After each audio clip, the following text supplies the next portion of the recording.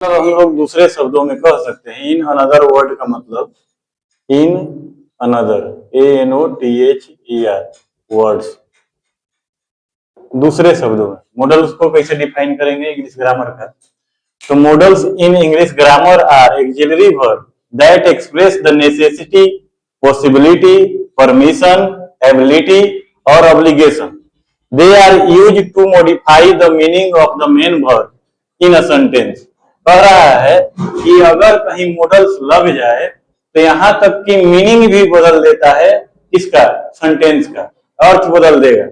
यानी कि मॉडल्स को हम लोग पूरे ये डिफिनीशन को हिंदी में अगर समझे तो इंग्लिश ग्रामर में ये चीज बताया गया है कि मुख्य क्रिया के अर्थ को बदलने के लिए, मुख्य क्रिया के अर्थ को बदलने के लिए इसका प्रयोग किया जाता है। किसका? मॉडल्स का। ये सहायक क्रियाएं ऐसी होती हैं जो संभावनाएं, पॉसिबिलिटी है ना, संभावनाएं, अनुमति, अनुमति मतलब परमिशन, परमिशन मतलब अनुमति, ठीक। आगे क्षमता, एबिलिटी, ठीक, और आवश्यकता,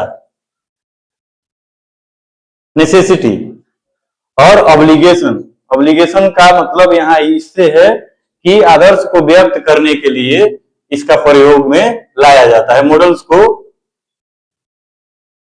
सेंटेंस में किस लिए उपयोग किया जाता है? तो मॉडल्स को सेंटेंस में उसकी क्या बोलते हैं, अर्थ को बदलने के लिए प्रयोग किया जाता है। इसके आने से उसका अर्थ बदल सकता है सेंटेंस का, इतना महत्वपूर्ण रोल अदा करता है मॉडल्स।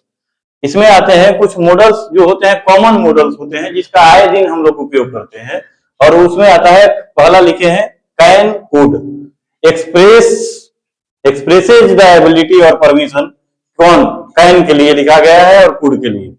लेकिन अगर ये क्षमता को दर्शाता है, अगर इसको अनुमति को दर्शाना होगा तो कैन कब लगेगा और कुड कब लगेगा, उसके लिए समझना होगा सही से। तो एबिलिटी अगर दिखाना हो, कैन का उपयोग उसमें अगर हम लोग कर रहे हैं तो सी कैन स्विम वेरी फास्ट, मतलब उसकी क्षमता है, वो लड़की का क्षमता है कि वो क्या कर सकती है, तेजी से तैर सकती है।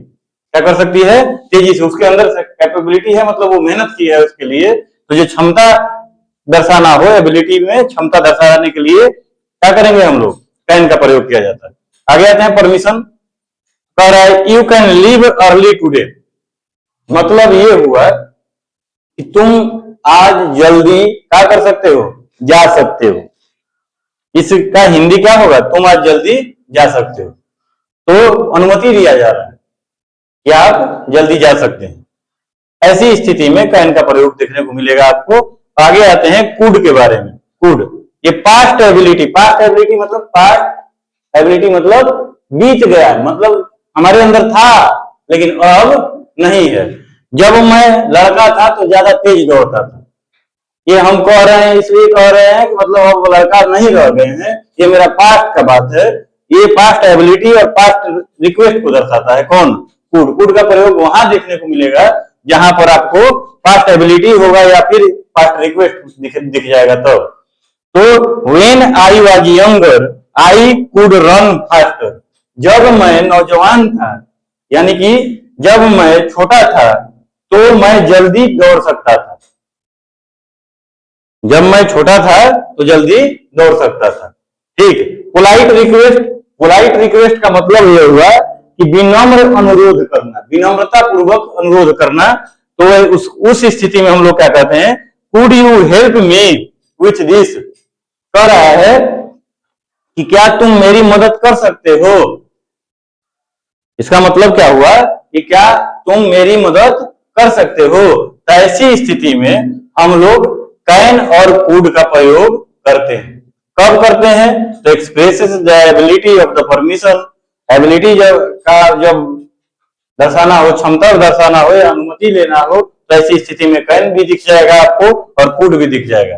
लेकिन कब कैन दिखेगा? तो करंट में कैन दिखेगा और आपका पास्ट एक्सपीरियंस जब होगा उसमें क्या लगेगा? कुड लगेगा। तो कैन कुड का प्रयोग समझ में आया कि नहीं आया?